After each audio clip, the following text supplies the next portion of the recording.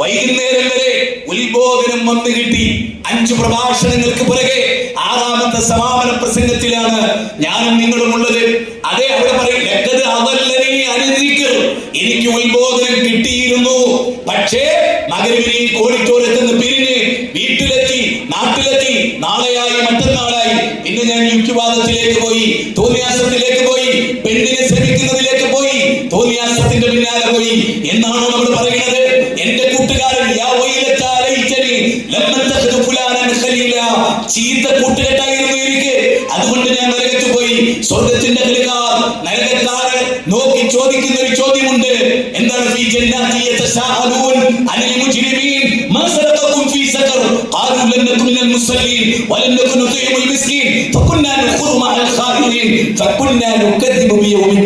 സൂറത്തുൽ മുദസ്സിർ 39 മുതൽ 47 വരെയുള്ള വചനമാണ്. അതിലെന്താ ചോദിക്കുന്നത്? സ്വർഗ്ഗക്കാര് നരകക്കാരോട് ചോദിക്കാൻ, അല്ല എന്തേ നരകത്ത് പോയത്? ഇത്താത്തമാരെ, ഉമ്മമാരെ, അനുജത്തിമാരെ, സുഹൃത്തുക്കളെ, എന്റെ പ്രിയപ്പെട്ടവരെ, എന്താ ചോദ്യം? എന്തേ നരകത്ത് പോയത്? നിങ്ങൾ എന്താ നരകത്ത് പോയത്? ഞങ്ങൾ നിസ്കരിക്കുമായിരുന്നില്ല കൃത്യമായിട്ട്. ഞങ്ങൾ പാവപ്പെട്ടവർക്ക് ഭക്ഷണം കൊടുക്കൽ കർമ്മപഥത്തിലെ ഗംഭീരമാണ്. അല്ലെ, അനാഥകളെ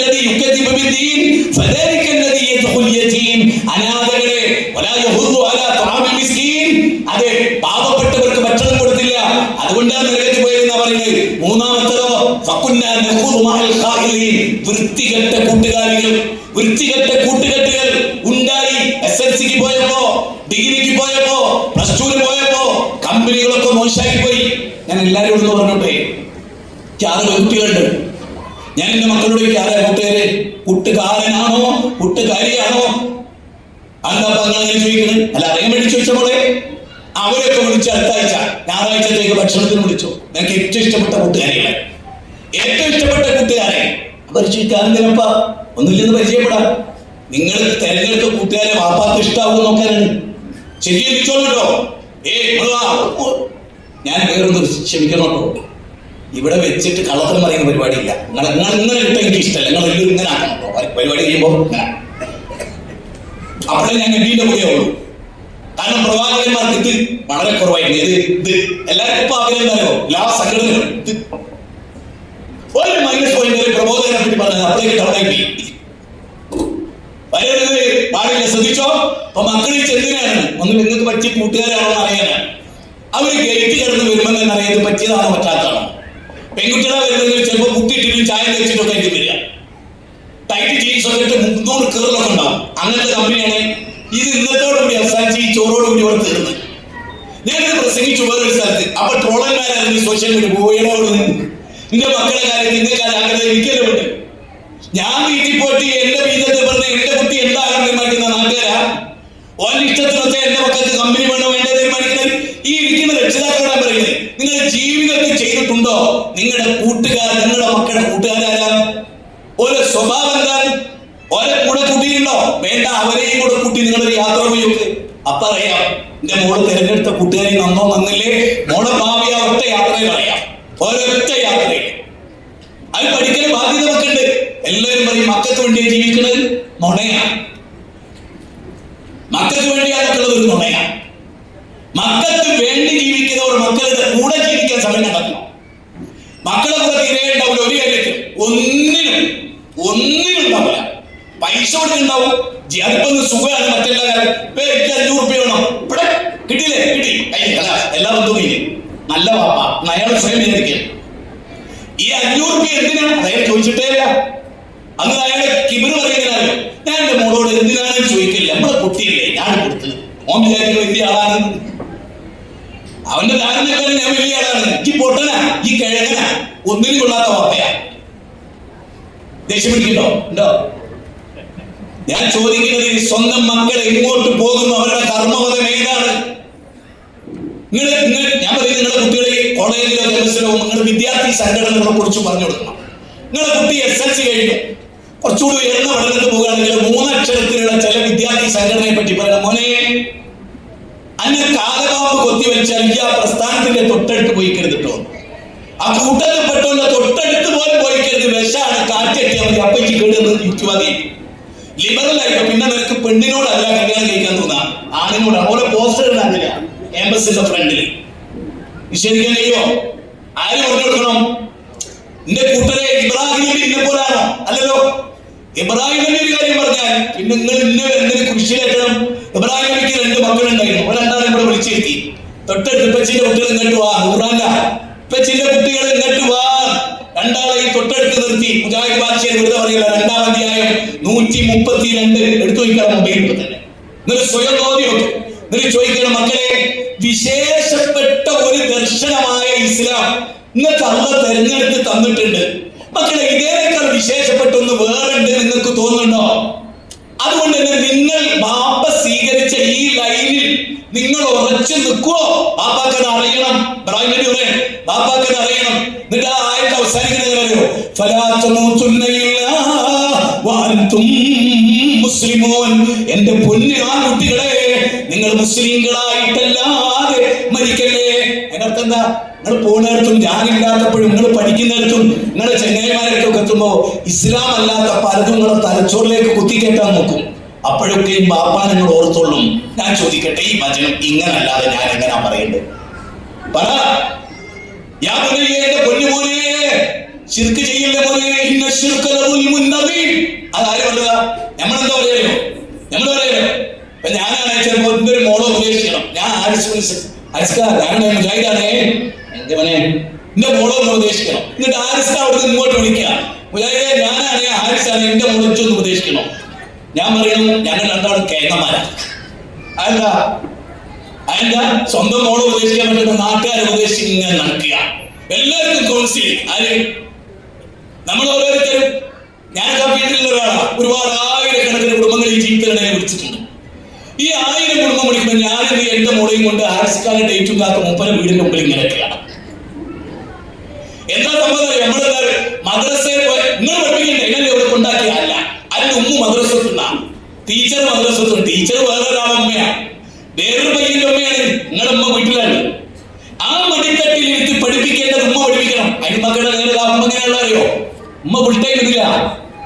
മകളെ വീടിന് വാതിലൊക്കെ തുറന്ന് സലാം വലൈക്കും സലാം മോളെ മുഖത്തേക്ക് നോക്കിയിട്ടില്ല. മകളെ മുഖത്ത് ആരോ ഒന്ന് ഇടിച്ചിട്ടുണ്ട്, ഇവിടെ ചുണ്ട് പൊട്ടിയിട്ടുണ്ട്. പക്ഷെ ഉമ്മ കണ്ടിട്ടില്ല. ഉമ്മ ഒരാഴ്ചയായിട്ട് മോളെ മുഖത്ത് നോക്കിയില്ല. കാരണം പോകുമ്പോ ഉമ്മ അങ്ങോട്ടേ അറിയും, ആ ഓരോ പറയും.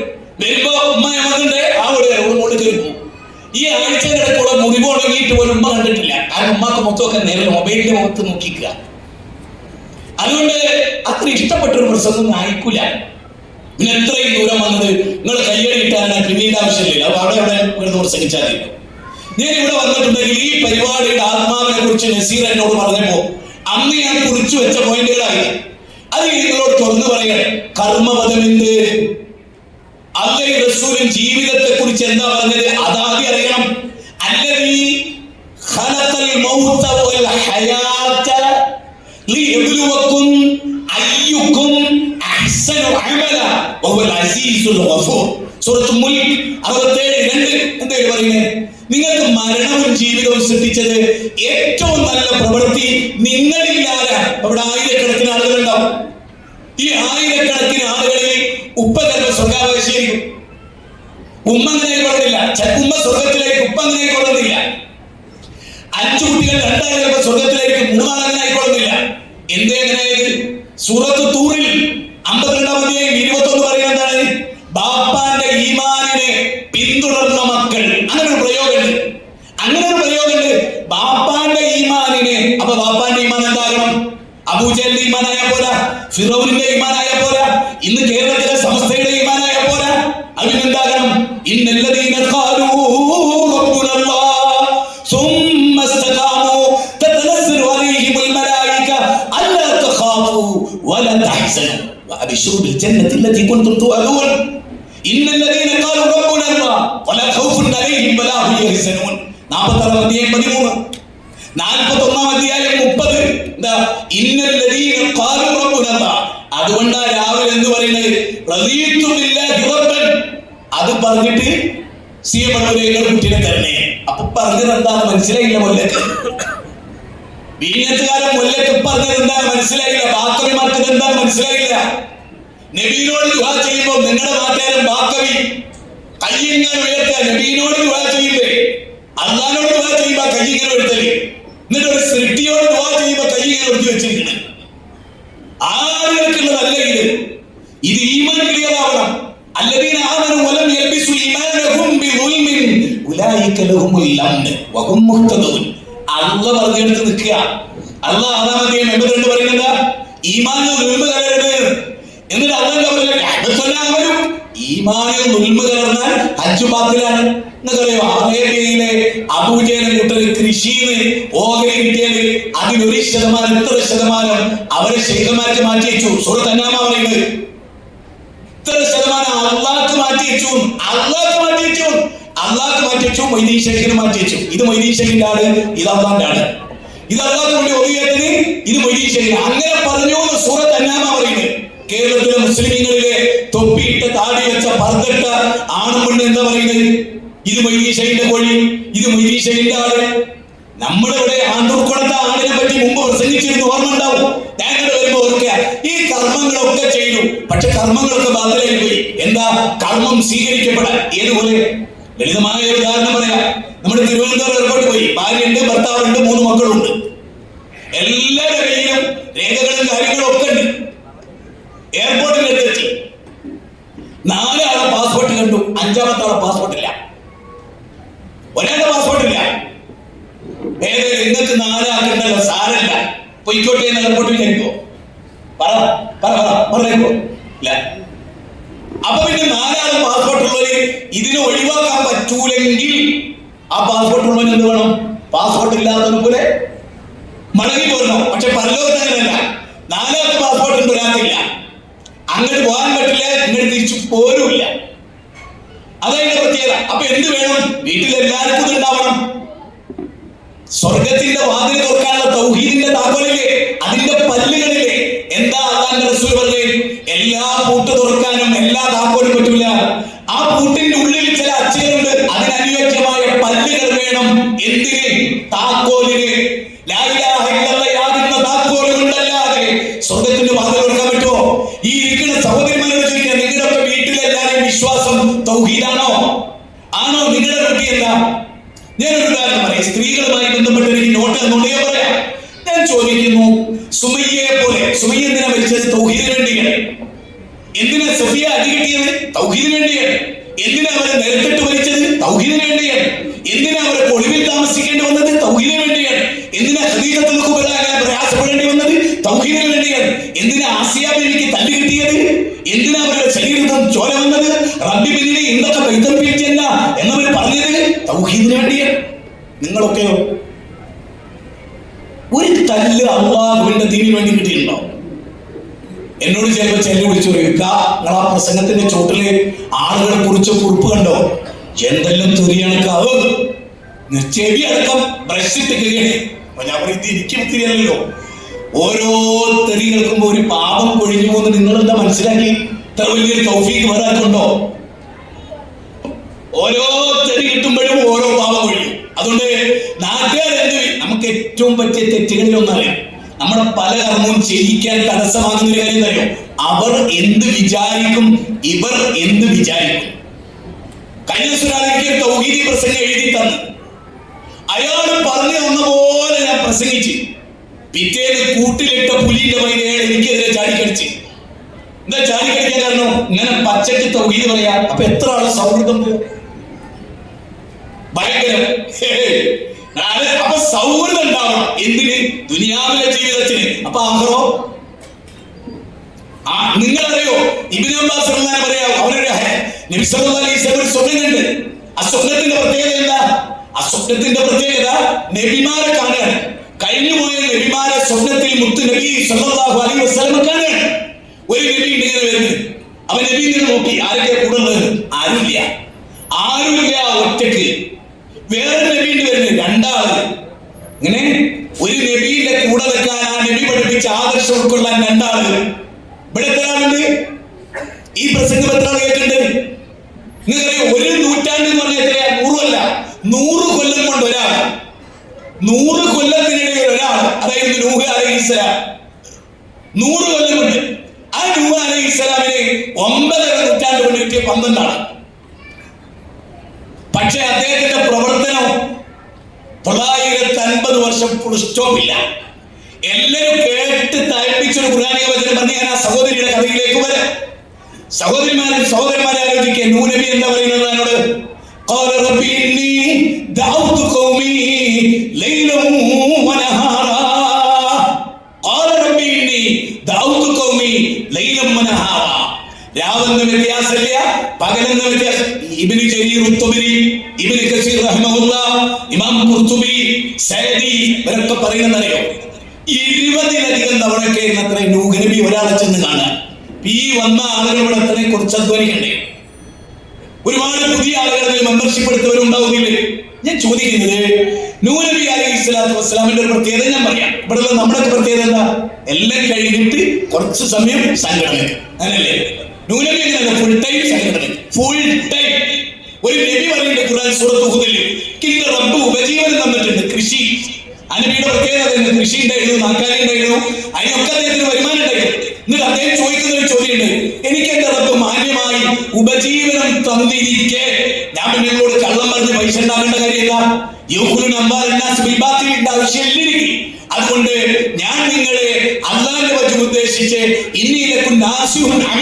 ഞാൻ നിങ്ങളിലേക്കുള്ള വിശ്വസ്തനായ ഗുണകാംക്ഷിയാണ്. ഞാൻ പറയുന്നത് കേട്ടോളി. നൂഹ് നബി അലൈഹിസ്സലാമിനെ പറ്റി പറയുന്നതറിയോ?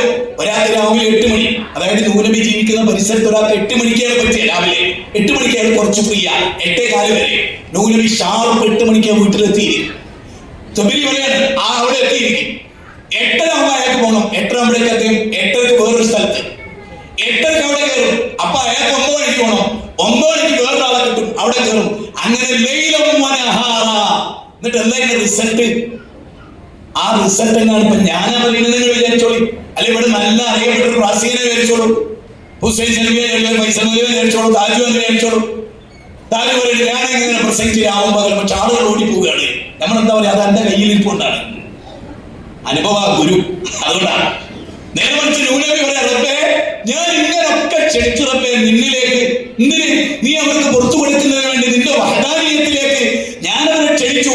പക്ഷെ ഫലം യസിദും ദുആഇ ഇല്ലാ ഫിറാറാ. എന്റെ വിളി അവരുടെ ഓടിപ്പോക്ക് വർദ്ധിപ്പിച്ചതല്ലാതെ മറ്റൊന്നുമില്ല. ശരി, അങ്ങനെ ഓടിപ്പോക്ക് വർദ്ധിച്ചപ്പോഴും അദ്ദേഹം എന്താ ചെയ്ത്? കർമ്മപദത്തിൽ മുന്നോട്ട്. നിരാശപ്പെട്ടോ? അല്ല, ഏറ്റവും നിരാശ അദ്ദേഹത്തിന് തോന്നിയെന്ന് തഫ്സീറിൽ എവിടെയുള്ളതറിയോ? ഒരു നിലക്കും മഴയില്ലാത്ത, കാർമേഘമില്ലാത്ത, ചുട്ടുപൊള്ളുന്ന ചൂടുള്ള ദിവസം അള്ള കപ്പലുണ്ടാക്കാൻ പറഞ്ഞപ്പോ ചിന്തിക്കണേ. അള്ള കപ്പലുണ്ടാക്കാൻ പറഞ്ഞ ദിവസം പരിഹാസം കൊണ്ടങ്ങോട്ട് പൊതിഞ്ഞ് ഓരോരുത്തരും അദ്ദേഹം ഇരുന്നിട്ട് കപ്പൽ പണി ഇങ്ങനെ എടുത്തുകൊടുക്കുമ്പോ ആളുകൾ വന്നിട്ട് പൊട്ടൻ എന്തെല്ലാം പറയാമോ അതൊക്കെ പറഞ്ഞു. പരിഹാസത്തിന്റെ, അപഹാസത്തിന്റെ എന്തൊക്കെ ഉണ്ടോ അതൊക്കെ ട്രോളി, എല്ലാം ട്രോളി. പക്ഷേ നൂഹ് നബി ഉറച്ചു നിന്നു. ജലപ്രളയമുണ്ടായി. ജൂദി പർവ്വതത്തിൽ കൊണ്ടുപോയി അള്ളാഹ് അദ്ദേഹത്തെ രക്ഷപ്പെടുത്തി. ആ സമയത്ത് പോലും അദ്ദേഹത്തിന്റെ പണി എന്താ പറയുക?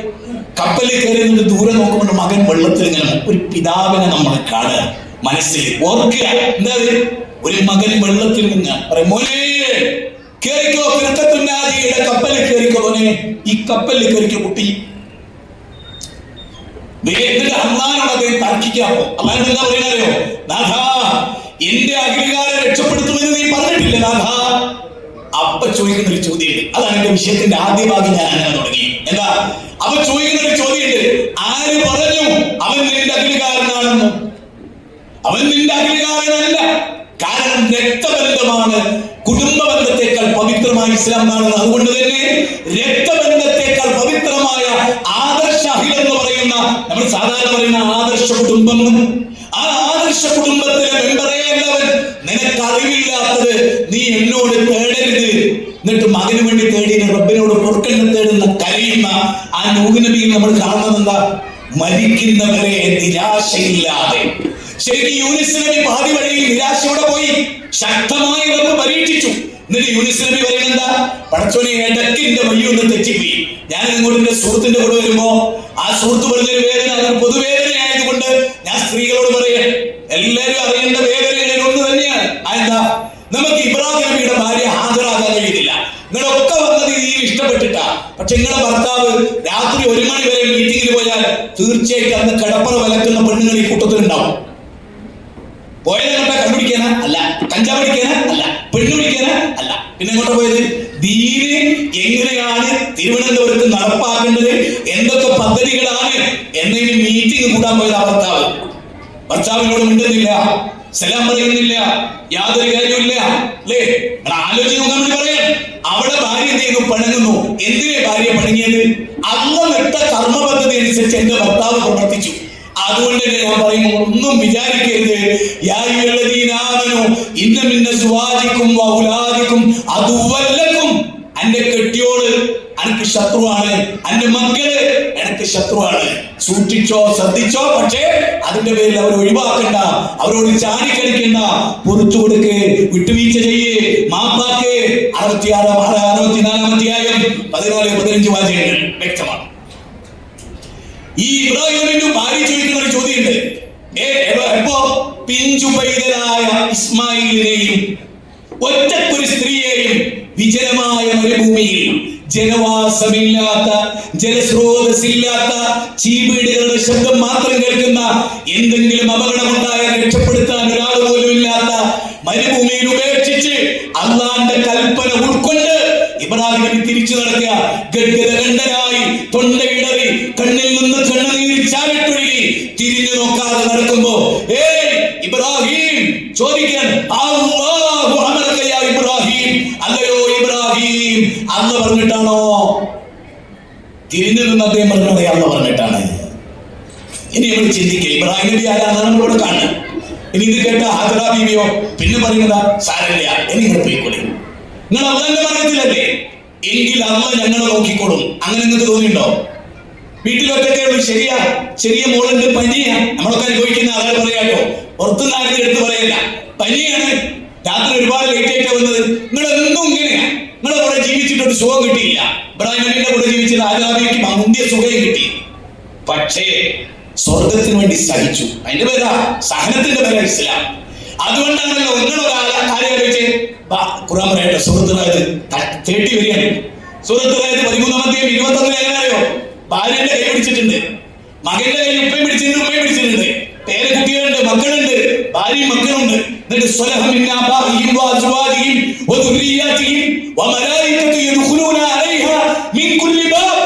സ്വർഗ്ഗത്തിന്റെ 8 വാതിലുകളിൽ നിന്ന് ഷോപ്പിംഗ് മാളിലേക്ക്, ലുലു മാളിലേക്ക് കേറി പോകുന്ന പോലെ സ്വർഗ്ഗത്തിലേക്ക് കയറുമ്പോൾ മലക്കുകൾ പറയുന്നത് സലാമുൻ അലൈക്കും ബിമാ സബർതും.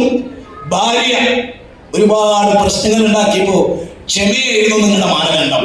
തിരിച്ചും നിങ്ങളിൽ നിന്ന് അവർക്ക് പ്രയാസം ഉണ്ടായപ്പോ അവരുടെയും ആയുധം ക്ഷമയായിരുന്നു. രണ്ടു കൂട്ടർക്കും അതിൻ്റെതായ ഗുണമുണ്ട്. ഏറ്റക്കുറവ് ചെറുതൊക്കെ ഉണ്ടെങ്കിലും ഒന്നിച്ച് കയറിക്കോളി, സ്വർഗത്തിലേ കിട്ടുമോ? നമുക്ക് സൂറത്ത് ഏതാണ് കിട്ടുമോ? ഇതിനാണ് സൂറത്ത് തൂറിലും പറയുന്നത്. പക്ഷെ വീട് നന്നാകണം, നാട് നന്നാകണം. ഇനി നിങ്ങൾ ആലോചിച്ചു, റസൂലുള്ളാഹി സ്വല്ലല്ലാഹു അലൈഹി വസല്ലം മദീനത്തെ പള്ളിയിൽ ഇങ്ങനെ ഇരിക്കുകയാണ്. കർമ്മപദം എന്ന വിഷയത്തിൽ ഫോക്കസ് ചെയ്തേ പറയാം. പള്ളിയിൽ ഇങ്ങനെ ഇരിക്കുമ്പോൾ നബി പെട്ടെന്ന് ചാടി എണീറ്റു. സ്വഹാബത്ത് ചോദിച്ചു, എങ്ങട്ടാ? ഒന്നുമില്ല, കുറച്ച് കൂടുതൽ പള്ളിയിൽ ഇരുന്നോ എന്നൊരു സംശയം. ഭാര്യയ്ക്ക് എന്തെങ്കിലും ആവശ്യം ഉണ്ടെങ്കിലോ നോക്കണേ മുത്ത് നബി. നബി ആയിഷ ബീവിയുടെ അടുത്ത് പോകും, അവിടെ ആവശ്യങ്ങളൊക്കെ നിർവഹിക്കും, മാവ് വെച്ചു കൊടുക്കും, വെള്ളം കൊണ്ട് കൊടുക്കും. എനിക്ക് ഏറ്റവും ഇഷ്ടം മരുഭൂമിയിൽ വിറക് ശേഖരിക്കലേ. കാരണം അതിനോളം പ്രാരാബ്ദമുള്ള ഒരു പണി വേറില്ല. ഭാര്യയ്ക്ക് വിറക് ശേഖരിച്ചുകൊണ്ട് കൊടുക്കുക. അങ്ങനെ ഒരു പത്ത് റീൽസ് ഒക്കെ കണ്ടില്ലേ നിങ്ങള്? ഈ റീൽസ് ഒക്കെ കണ്ടില്ലേ? ആ റീൽസ് ഒക്കെ കാണുമ്പോൾ നമ്മൾ വിചാരിക്കും ഇങ്ങനെ ഒരു ഭർത്താവിന്, ഇങ്ങനെ ഒരു ഭാര്യനെ. അത് അഭിനയമാണ്. ഒരു പോലെ അങ്ങനെ അല്ലാതെ ഒരുക്കും അറിയാം, എന്തൊക്കെ അറിയാം, കാണും, നമുക്കും അറിയാം. റീല് ചെയ്തപ്പോൾ ഇപ്പോൾ വന്നൊരു പൊരുന്നതല്ല. ഇതെല്ലാവർക്കും അറിയാവുന്ന കാര്യം. ഇവിടെ നല്ല നബി സല്ലല്ലാഹു അലൈഹി വസല്ലം ഭാര്യയ്ക്ക് ഇങ്ങനെ നോക്കണേ, മാവ് പഠിച്ചുകൊണ്ടിരിക്കുന്ന ഒരു സംഘം ആളുകൾ വീട്ടിന്റെ പുറത്തുനിന്ന് വിളിക്കുന്നു. അപ്പൊ ഉടനെ തന്നെ നബി 2 കൈകൾ ഇങ്ങനെ മുട്ടി ആ പൊടിയൊക്കെ ആ പാത്രത്തിലേക്ക് ഇങ്ങനെ ഇട്ട്, അവിടെ തോൽപാത്രത്തിൽ വെള്ളം വെച്ചിട്ടുണ്ട്. അപ്പൊ വെള്ളത്തിൽ നമ്മുടെ മുഖം കാണാം. അപ്പൊ ആ വെള്ളത്തിൽ ഇങ്ങനെ നോക്കി നബി മുടി വളർന്നു വെച്ചപ്പോ ആയിഷ ചോദിക്കുന്നു, നിങ്ങൾ ചെത്തി പൊടിക്കുകയാണോ, നിങ്ങൾ സ്റ്റൈലാക്കുകയാണോ? അവർ, ആയിഷ, എനിക്ക് നിന്നോടുള്ള ബാധ്യത പോലെ തന്നെ സമൂഹത്തോട് ബാധ്യതയുണ്ട്. അവരെ കാണാൻ പോകുമ്പോൾ ഞാൻ എങ്ങനെ പോയത്? കിച്ചണിൽ പണിയെടുക്കുന്നവനായിട്ടല്ല പോണ്ട്, ഞാൻ അവരുടെ നേതാവായിട്ടാണ് പോയത്. നോക്കണം, ഒരേ സമയത്ത് വീട്ടിലും നാട്ടിലും പള്ളിയിലും റസൂൽ പറയുമായിരുന്നു, എനിക്ക് പള്ളിയിൽ ഇരിക്കുമ്പോൾ എന്റെ കുടുംബവുമായി ബന്ധം കുറഞ്ഞു തോന്നിയാൽ ഞാൻ വീട്ടിലോട്ട് വരും. വീട്ടിലിരിക്കുമ്പോൾ പള്ളിയുമായി ബന്ധം കുറഞ്ഞു വരാൻ പള്ളിയിൽ വരും. പള്ളിയിൽ ഞാൻ മാർക്കറ്റിലെത്തും, ജനങ്ങളുടെ പ്രശ്നങ്ങളിൽ ഇടപെടും. കർമ്മനൈതിന്റെ റസൂലിന്റെ ജീവിതം. ഓരോ പ്രഭാതത്തിലും ആദമിന്റെ പുത്ര, ഞാൻ ഇന്നൊരു പുതിയ ദിവസമാണ്, നീ എന്റെ ഹദീസാണ്, എനിക്ക് റിട്ടേണില്ല. ഇന്ന് രാവിലെ നമ്മളോട് അത് പറഞ്ഞിട്ടുണ്ട്. ഞാൻ ഇന്ന് ട്രെയിനിൽ സുബൈസ്കാരത്തിന് വേണ്ടി എല്ലാവരും വെച്ച് എഴുന്നേറ്റല്ലോ. എഴുന്നേറ്റപ്പോ എനിക്ക് ആദ്യം ഓർമ്മ വന്ന ഈ ഹദീസാണ്. കാരണം എന്റെ വിഷയം തന്നെ അതാണ്. ഞാൻ എന്തിനാ ട്രെയിനിൽ കയറി? ഇങ്ങനെ ഒരു കാര്യത്തിനാണ്. ഇനി ഇവിടുന്ന് ട്രെയിനിൽ കയറുന്നത് എങ്ങോട്ടാണ്? നാളെ കൂടല്ലൂരേക്കാണ്. ഇതിനിടയിൽ കുടുംബല്ലേ ഉണ്ട്, വിളിയില്ലേ ഉണ്ട്, ബന്ധല്ലേ ഉണ്ട്, ചെയ്തു കൊടുക്കില്ലേ ഉണ്ട്. എന്താ കാരണം? അള്ള പറഞ്ഞു അതൊക്കെ വേണം, അതെല്ലാം വേണം. പാപ്പാനോട് ബന്ധം വേണ്ടേ? വേണം. ഉമ്മാനോട് വേണ്ടേ? വേണം. എല്ലാം വേണം. എല്ലാം നിർവഹിച്ചവരാണ് പ്രവാചകന്മാർ, എല്ലാം നിർവഹിച്ചവരാണ് സഹാബത്ത്, എല്ലാം നിർവഹിച്ചവരാണ് താബിഈകൾ. അല്ലെ അബ്ദുല്ലാഹി ഇബ്നു മുബാറക് രാത്രി ഉമ്മ പറയണ മോനെ കാല് വേദനാണ്. മഹാപണ്ഡിതനാ, ആഴമേറിയ കിതാബ് അറിയുന്ന ആളാ. ഉമ്മ ഞാൻ പണ്ഡിതൻ, എനിക്ക് പഠിക്കാണ്ട്. ഇല്ല, ഉമ്മയാ പണ്ഡിതൻ വേറെ, ഉമ്മയും മോനും തമ്മിലുള്ള ബന്ധം വേറെ. അല്ലേ? എന്നിട്ട് ഉമ്മാന്റെ കാല് തടവി കൊടുക്കുക. അപ്പൊ ജ്യേഷ്ഠൻ വന്നിട്ട് ചോദിക്കണം, എടാ തഹജ്ജുദ് നിസ്കരിക്കണ്ടേ? അപ്പൊ അബ്ദുല്ലാഹി ഇബ്നു മുബാറക് പണ്ഡിതനാണ്, ജ്യേഷ്ഠൻ പണ്ഡിതനല്ല. അബ്ദുല്ലാഹി ഇബ്നു മുബാറക് പാണ്ഡിത്യം കൊണ്ട് പറയാണ്, ഞാൻ തഹജ്ജുദ് നിസ്കരിക്കുന്നതിന് കൂലിയുള്ള ഒരു കാര്യം ചെയ്യുന്നത്. കാരണം എന്താ? കുഞ്ഞുനാളിൽ ഞാൻ എത്രയോ ഓടിച്ച ഉമ്മയാണ്, എന്റെ പിന്നാലെ ഓടി ക്ഷീണിച്ച കാലുകളായത്. ആ ഉമ്മാന്റെ കാല് തടവുമ്പോ എന്റെ റബ്ബിനോട് എന്നോടുള്ള ഇഷ്ടല്ലേ, അപ്പൊ കിട്ടുന്ന കൂലില്ലേ, അതിന് പകരം നല്ല തഹജ്ജുദ്. ഇതാണ് ഇൽമ. അപ്പൊ അബ്ദുല്ലാഹി ഇബ്നു മുബാറക്, ഇതേ അബ്ദുല്ലാഹി ഇബ്നു മുബാറക് ചെറിയ പെരുന്നാളിന് ഡ്രസ് എടുത്ത് വരിക, തലേന്ന് ഡ്രസ് എടുത്ത് വരിക. എന്നിട്ട് ആദ്യം പോകുന്നത് ജൂതന്റെ വീട്ടിലേക്ക്. ഭാര്യ നോക്കിക്കോട്, നിങ്ങളെങ്ങനെ പോണേ? ജൂതന്റെ വീട്ടിൽ. അതിന് നാളെ നമ്മളെ പെരുന്നാളാ, അതിന് അവിടെ പോണത് ഒരു കൂട്ടം ഡ്രസ് ഓന് വാങ്ങിച്ചു കൊടുക്കുക. അബ്ദുല്ലാഹി ഇബ്നു മുബാറക് ഒരു കൂട്ടം ഡ്രസ് അവിടെ വാങ്ങിച്ചു കൊടുക്കുക. ഈദ് കിസ്വയിൽ നമ്മൾ ചെയ്ത മുസ്ലിം കുട്ടിക്ക് മാത്രമല്ല, ആ മുസ്ലിം കുട്ടികളോട് ചേരുന്ന തൊട്ടപ്പുറത്തെ വീട്ടിലെ കുഞ്ഞിരാമന്റെ ഒരു കൂട്ടം ഡ്രസ് ഇട്ടാത്ത മോളുണ്ടെങ്കിൽ അവൾക്കും എന്ന സന്ദേശം കർമ്മനിരന്തമാണോ? ആണ്. ഞാൻ ഇവിടെ പറയാം, ദാറുൽ അർഖം പേരിലൊരു കോളേജ് നമുക്കുണ്ട്. ദാറുൽ അർഖമായി തുടരുന്നുമുണ്ട്. അതങ്ങനെ തുടരണമെങ്കിൽ നമ്മൾ ദാറുൽ അർഖമിന്റെ ചരിത്രം പഠിക്കണം. ദാറുൽ അർഖം ഏതാ? ഇസ്ലാമിലേക്ക് വന്ന നാടുകളുടെ അഭയ കേന്ദ്രമാണ്, ജ്ഞാന കേന്ദ്രമാണ്, അറിവിന്റെ കേന്ദ്രമാണ്. അത് അർഖമിന്റെ വീടാണ്. ആ വീട്ടിലേക്കാണ് ആര് വരുന്നത്? അബൂദർ ഗിഫാരി വരുന്നത്. അബൂദർ ഗിഫാരി വരുന്നത് അങ്ങോട്ടാ. അബൂദർ ഗിഫാരി വന്നു. ആദ്യമായിട്ട് അനുജനെ പറഞ്ഞു വെച്ചു. അനുജന്റെ വിവരം തൃപ്തിപ്പെടാതെ അദ്ദേഹം വന്നു. അദ്ദേഹം വന്നിട്ട് സഹോദരങ്ങളെ, അദ്ദേഹം വന്നിട്ട് പിന്നെ അലി റളിയല്ലാഹുവിന്റെ സപ്പോർട്ടോട് കൂടി ദാറുൽ അർഖമിലെത്തി. ഞാൻ ചുരുക്കി വരിക, സമീപത്തോട് കുറച്ചുകൂടി പോയിട്ട് പറഞ്ഞ് പെട്ടെന്ന് അവസാനിപ്പിക്കാം. ദാറുൽ അർഖമിൽ വന്ന് നബിക്ക് ആദ്യമായിട്ട് സലാം പറഞ്ഞ ആള് അബൂദർ ഗിഫാരി റളിയല്ലാഹു തആല. സലാം പറഞ്ഞു. സലാം അടക്കി നബി ലാ ഇലാഹ ഇല്ലല്ലാഹ് ചൊല്ലിക്കൊണ്ടത് ഇസ്ലാം സ്വീകരിച്ചു, ഷഹാദത്ത് കലിമ ചൊല്ലി. അത് കിട്ടിയ ആ നിമിഷം നമ്മുടെ വിഷയം എന്താ? കർമ്മപദത്തിൽ മുന്നോട്ട് പോകണമെന്നുള്ളതാണ്. ഈ ആദർശം സ്വീകരിച്ച അന്നിമിഷം അബൂദർ ഗിഫാരി കഅബത്തിന്റെ അടുത്തേക്ക് പോവുകയാണ്. ദാറുൽ അർഖം ഇറങ്ങി. നിങ്ങൾ വെളിയിൽ ഇറങ്ങി കച്ചറുണ്ടാക്കണമെന്നല്ല ടോപ്പറിന്റെ അർത്ഥം. അങ്ങനെ ആരും തെറ്റിദ്ധരിക്കരുത്. കാലവും ലോകവും സന്ദർഭവും ഒക്കെ നോക്കണം. അതാണ് നബിയുടെ പാഠം, അതാണ് റസൂൽ പഠിപ്പിക്കുന്നത്. അബൂദർ എന്ത് ചെയ്തു എന്നതിനേക്കാൾ നബി എന്ത് പറഞ്ഞു എന്നതാണ് നമ്മുടെ മാർഗം. കാരണം അബൂദർ ആദ്യമായിട്ട് വന്ന ഒരാളാണ്, ദീനിന്റെ എല്ലാ നിയമം അറിയുന്ന ആളല്ല, ഖുർആൻ പോലും പഠിച്ചിട്ടില്ല. പക്ഷേ തൗഹീദ് കിട്ടിയപ്പോൾ അദ്ദേഹത്തിന് തോന്നി ഇത് പകർന്നു കൊടുക്കണം. അപ്പൊ അദ്ദേഹം കാബത്തിന്റെ അടുത്തെത്തി. അദ്ദേഹത്തിന്റെ കർമ്മപദം പൂരിപ്പിക്കുക, ഇത് പറഞ്ഞു കൊടുക്കണമല്ലോ. കാരണം എന്താ? കാരണം എന്താ? കുന്തും ഖൈറ ഉമ്മ ഉഖ്രിജത് ലിന്നാസ് തഅ്മുറൂന ബിൽ മഅറൂഫ് വതൻഹൗന അനിൽ മുൻകർ വതുഅ്മിനൂന ബില്ലാഹി വലതകും മിൻകും ഉമ്മ യദ്ഊന ഇലൽ ഖൈർ വകദാലിക ജഅൽനാകും ഉമ്മത്തൻ വസത കുൽ ഹാദിഹി സബീലി അദൂ ഇലല്ലാഹ് അലാ ബസീറത്തിൻ അന വമൻ ഇത്തബഅനി ഹാദാ ബലാഗുൻ ലിന്നാസ് വലിയുൻദറു ബിഹി വമൻ അഹ്സനു ഖൗലൻ മിമ്മൻ ദആ ഇലല്ലാഹ് ഖുൽ യാ അഹ്ലൽ കിതാബി വലാ തുജാദിലു അഹ്ലൽ കിതാബ് ഉദൂ ഇലാ സബീലി റബ്ബിക ബിൽ ഹിക്മ വൽ മൗഇദ ഹസന. എല്ലാം ജനങ്ങളോട് തൗഹീദ് പറയുന്നതിനെ കുറിച്ചാണ്. ആ തൗഹീദിലേക്ക് ക്ഷണിക്കാൻ അദ്ദേഹം ചെന്നു. അടി കിട്ടി കാബത്തിന്റെ അടുത്ത്, രക്തൊലിപ്പിച്ചുകൊണ്ട് ദാറുൽ അർഖമിലേക്ക് എത്തി. നബി ചോദിച്ചു, എന്ത് പണിയാണ്? ഷാത്ത് സ്വീകരിച്ചിട്ടല്ലേ ഉള്ളൂ. അതിന്റെ ഇടയ്ക്ക് ആവേശം കാണിച്ചാൽ അറിയില്ലേ, ഇച്ചിരി മോശമാണ് ഈ അന്തരീക്ഷം, ഈ നാടൊക്കെ പിഴയാണ്. അതുകൊണ്ട് വേണ്ട. പിറ്റേന്നും അബൂദർ അവിടെയുണ്ട്. പിറ്റേന്ന് ചെന്ന് അവിടെ രണ്ട് സ്ത്രീകൾ ബിംബത്തെ ആരാധിക്കുന്ന രംഗങ്ങളാണ് കാലത്തിൽ. അപ്പൊ അതേ അങ്ങനെ ശ്രദ്ധിച്ചു. ചരിത്രമാണ് ഞാൻ പറയുന്നത്. സ്ത്രീകൾ ബഹളുണ്ടാക്കി, ആളുകൾ കൂടി തല്ലുകിട്ടി. അന്നും എന്നും അങ്ങനെയാ. സ്ത്രീ ബഹളുണ്ടാക്കിയാൽ എപ്പോഴും സ്ത്രീയുടെ കൂടെ ആളുണ്ടാവും. അതിന്റെ കൂടെ തെളിവ് അത് വെറുതെ ഉണ്ടാക്കിയാൽ മതി. വെറുതെ ആളങ്ങോട്ട് നോക്കിയിട്ടുണ്ടാവില്ല, ഓനങ്ങനെ ശ്രദ്ധിച്ചിട്ടുണ്ടാവില്ല. അപ്പൊ തൊട്ടിനോട് പറഞ്ഞാൽ മതി. നാട്ടുകാർ ഭയങ്കര പതിവ്രതകളാണല്ലേ, ആണുങ്ങളെ കട്ടപ്പോക മനസ്സിലായില്ലേ? അവിടെ ഇതിലൊക്കെ ഞാനൊക്കെ ട്രെയിനിൽ കയറുമ്പോൾ എല്ലാം കയറി തിരിച്ച ട്രെയിൻ പോയാൽ കണ്ടില്ല. ദൂരെ നിൽക്കുക, എല്ലാം കഴിഞ്ഞിട്ട് പാലി കയറും എല്ലാവരും പോയിട്ട്. കാരണം ഏത് കോലത്തിലാണ് ഫോണ് പിടിക്കാന്ന് പറയാൻ പറ്റില്ല. ഇപ്പൊ ബട്ടന്റെ ആകൃതിയിലൊക്കെയാണ്. അവിടെ നല്ല ജാഗ്രത പുലർത്തിക്കൊള്ളി. തമാശ പറയില്ല, ട്രോളല്ല.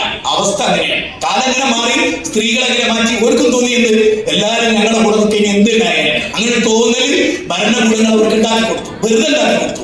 അതിന്റെ ബലത്തിൽ അവർക്ക് എഴുതി വെച്ചു കൊടുക്കാറില്ല. ഏതൊരു ടിവിക്ക് എഴുതി വെച്ചു കൊടുക്കുക, അങ്ങനെ എഴുതി വെച്ചത് കയറി. അതിന്റെ കുഴപ്പമില്ലാണ്ട് നിങ്ങൾ നോക്കണം, പെണ്ണുങ്ങൾ വേറെ ഉണ്ടാക്കി അടി കിട്ടി. അബൂ ഗിഫാരിയോട് തിരിച്ചു വന്നവൻ നബി പറഞ്ഞു, ഞാൻ പറഞ്ഞില്ലേ ചുണ്ട് പൊട്ടി മുഖം പൊട്ടി രക്തൊലിച്ച് വരുന്നുണ്ട്. അപ്പൊ റസൂൽ പറഞ്ഞൊരു കാര്യം, നമ്മുടെ വിഷയത്തിന്റെ മർമ്മമാണ് ഞാൻ പറയുന്നത്.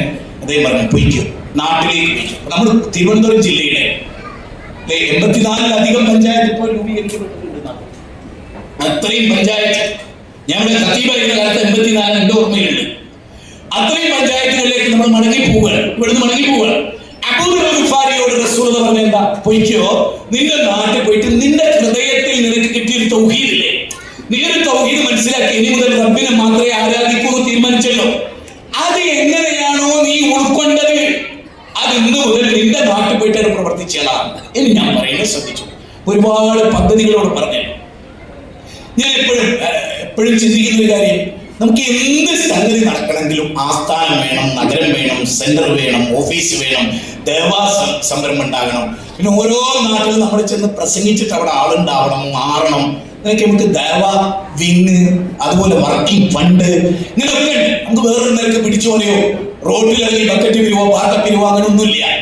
നമ്മുടെ ഒരു സമ്മേളനം വന്നാൽ പോലും ആ സമ്മേളനത്തിൽ പിരിച്ചെടുക്കുകയാണ്. നമുക്കൊരു 10-20 ലക്ഷത്തിന്റെ മേലുറുപ്പ്യ നമുക്ക് ദൈവത്തിന് വേണ്ടി മാത്രമേ ഈ കാലയളവിൽ നമുക്ക് ആവശ്യമായിട്ടുണ്ട്. നിങ്ങളുടെ കയ്യിലൊക്കെ ഒരു സ്ലിപ്പ് തന്നിട്ടില്ലേ, മനസ്സ് വെച്ച് ഞാൻ പറയും, നമ്മളെ പൈസക്കാരെ മാത്രം തേടിപ്പോയാൽ നടക്കില്ല.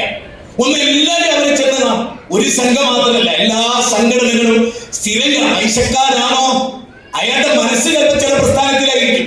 എന്നാൽ പോലെ അയാളെ സമീപിക്കാനുള്ള എല്ലാവരും ബാധ്യതയാണ്.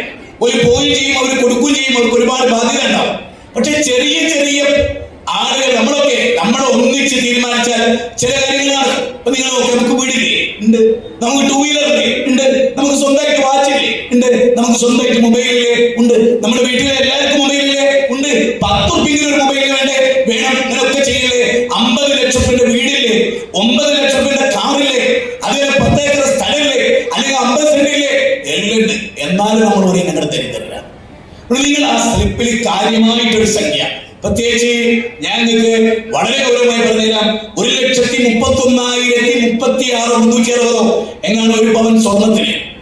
ഒരു പവൻ സ്വർണത്തിന് നമ്മുടെ ചരിത്രത്തിൽ തന്നെ ഏറ്റവും മുന്നിൽ നിൽക്കുന്ന ഒരു കുഞ്ഞി മോതിരം, 10 കൊല്ലം മുമ്പേ കയ്യിലുണ്ടായിരുന്ന ഒരു കുഞ്ഞി മോതിരം, അത് ഊരി ഇങ്ങനെ കൊടുത്ത ഉറുപ്പിത്രയും.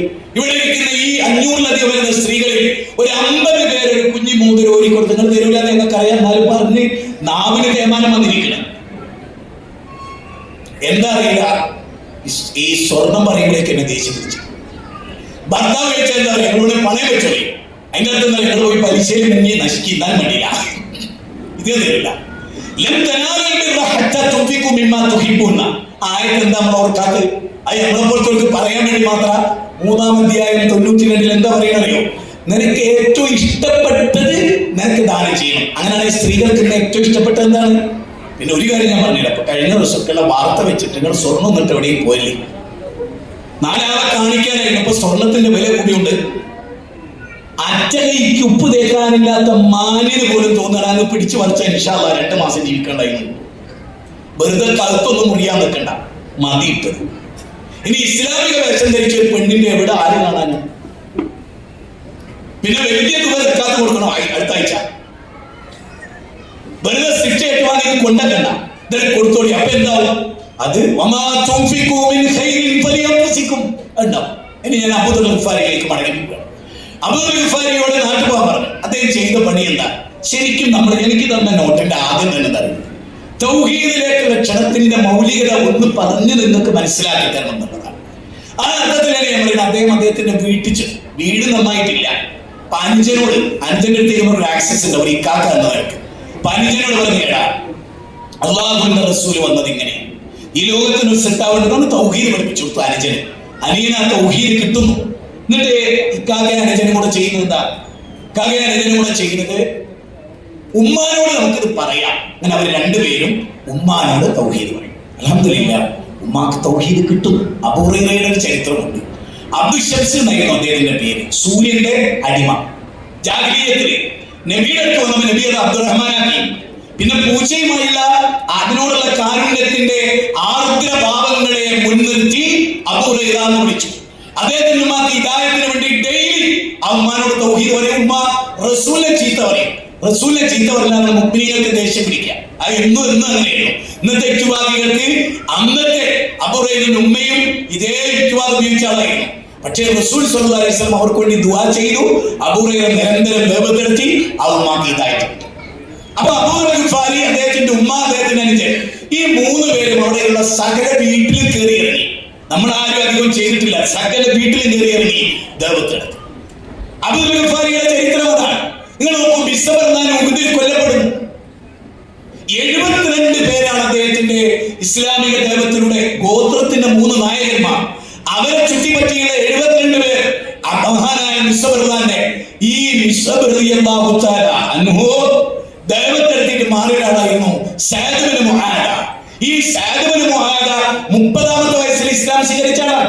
35ാമത്തെ വയസ്സിലാണ് അദ്ദേഹം വഫാത്തായത്. 5 കൊല്ലം ഇസ്ലാമിൽ അള്ളാഹുവിന്റെ അർശ് കിളിങ്ങിപ്പോയി. ഞാൻ ഇവിടെ ഇരിക്കുന്ന യുവതി യുവാക്കളോട് പറയാൻ, എന്തുകൊണ്ടാണ് ആ സഅദ് ഇബ്നു മുആദയുടെ മരണം കൊണ്ട് അർശ് കിളിങ്ങിപ്പോയത്? 5 കൊല്ലം കൊണ്ട് ഒരു മൈക്രോ സെക്കൻഡ് നഷ്ടപ്പെടുത്താതെ കർമ്മപഥത്തിൽ മുന്നേറി എന്നതാണ്. ഒരു മിനിറ്റും പാഴാക്കിയില്ല. ഈ അബ്ദുല്ലാഹ് ഇബ്നു മസ്ഊദ് റളിയല്ലാഹു ചില വൈകുന്നേരം, നമ്മളിപ്പോ ഒരു വൈകുന്നേരം അബ്ദുല്ലാഹ് ഇബ്നു മസ്ഊദിന്റെ മുഖത്ത് നോക്കുമ്പോൾ ചില വൈകുന്നേരം ഭയങ്കര മ്ലാനത. സ്വഹാബികൾ ചോദിച്ചു എന്തെന്നൊരു വിഷമം. അപ്പൊ അദ്ദേഹം പറയുന്നത്, ഇന്ന് വലിയ കർമ്മമൊന്നുമില്ല, എന്നും ചെയ്യുന്ന ലോഹർ, എന്നും ചെയ്യുന്ന അക്സർ, വേറെ പ്രത്യേകിച്ച് എടുത്തു പറയാനൊന്നുമില്ല, അതുകൊണ്ടാണ് എന്റെ മുഖം ഇങ്ങനെ നിൽക്കുന്നത്. അബൂ ഹുറൈറ മരിക്കാൻ കിടക്കുമ്പോ ആളുകളെ ചെന്നു, വല്ലാത്തൊരു മുഖം. അല്ലെ ജീവിതം മുഴുവൻ നമുക്ക് ഭക്ഷണം കഴിക്കാൻ പോയാൽ, വീട്ടിൽ പോയി ഭക്ഷണം കഴിച്ചു വരുമ്പോഴേക്ക് റസൂൽ ഒരു ഹദീസ് പറഞ്ഞാൽ അതെനിക്ക് നഷ്ടപ്പെടുമെന്ന് വിചാരിച്ചിട്ട് വിശപ്പ് പിടിച്ചു വെച്ച് അസർ വരെയൊക്കെ, ദുഹറിന് ഭക്ഷണം കഴിക്കാതെ അസർ വരെയൊക്കെ വിശപ്പ് പിടിച്ചു വെച്ച് അസർ നിസ്കാരത്തിൽ സഫിൽ ബോധം കെട്ടുന്ന ആളായിരുന്നു അബൂ ഹുറൈറ. ഈ അബൂ ഹുറൈറയോട് ചോദിക്കുന്നത്, മരിക്കാൻ കിടക്കുമ്പോൾ സന്തോഷല്ലേ? അദ്ദേഹം എന്താ പറയുന്നോ, ഖബറിലേക്കുള്ള ദൂരം വളരെ അടുത്ത് നിൽക്കുന്നു, പാതയമാകട്ടെ വളരെ കുറവാണ്. ഇത് 2000 ചില്ലാനം വരുന്ന, അതിലധികം വരുന്ന ഒരുപാട് പ്രവാചക വചനങ്ങൾ ലോകത്തിന് നൽകിയ അദ്ദേഹത്തോട് ഒരു കാര്യം ചോദിക്കേണ്ട ആളുകൾ. അദ്ദേഹത്തിന്റെ ഒരു പ്രത്യേകത, ഓടി നടന്ന് ഇങ്ങനെ തൗഹീദ് പറയും, സുന്നത്ത് പറയും, ഹദീസ് പറയും, തെറ്റ് കണ്ടതിനെതിരെ പറയും. ആളുകൾ ചോദിച്ചു, നിങ്ങൾ വലിയ ശല്യമാണല്ലോ, ഒരു സാമൂഹ്യ ശല്യമായി മാറുന്നുണ്ടല്ലോ. അപ്പൊ അദ്ദേഹം പറഞ്ഞ ഒരു വാചകം, ഖുർആനിലെ 2 വാചകം എടുത്ത് ഉദ്ധരിച്ചു. ശരിക്കും നമുക്ക് ചിന്തിക്കേണ്ട ഒരു പോയിന്റാണ്. ഞാനിങ്ങനെ ഓടി നടന്നതൊന്നും പറയുമായിരുന്നില്ല. എന്റെ കാരണം ഞാൻ വീട്ടിലിരിക്കുകയായിരുന്നു. ഞാൻ നിസ്കരിച്ച് വീട്ടിൽ പോയി ഭക്ഷണം കഴിച്ച് അവിടെ കിടന്ന് ഉറങ്ങിയിരുന്നു. പക്ഷേ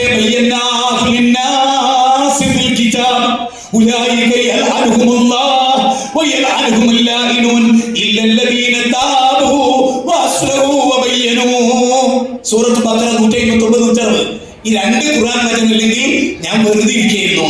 അപ്പൊ നമ്മുടെ ബിസിനസിന്റെ നേതൃത്വവും ഇതിന്റെ യൂത്തും ഇതിന്റെ സ്ത്രീഘടകവും ഇതിന്റെ വിദ്യാർത്ഥിനികളും ഇതിന്റെ വിദ്യാർത്ഥികൾ ഇതിന്റെ ബാലവേദിയും ഒക്കെ ആലോചിക്കേണ്ടത് ഈ ആയത. അതിനെന്താ പറയുന്നത്? അല്ലാഹ് ഖുർആനിലൂടെ ഇതെല്ലാം വിവരിച്ചിട്ട്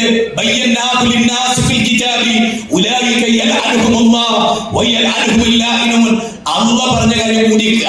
നേരത്തെ നസീർ സാഹിബ് മാനമൈത്രി സമ്മേളനം എന്ന് എന്റെ മനസ്സിൽ വെട്ടുപൊട്ടി. എന്താ വെട്ടുപൊട്ടി?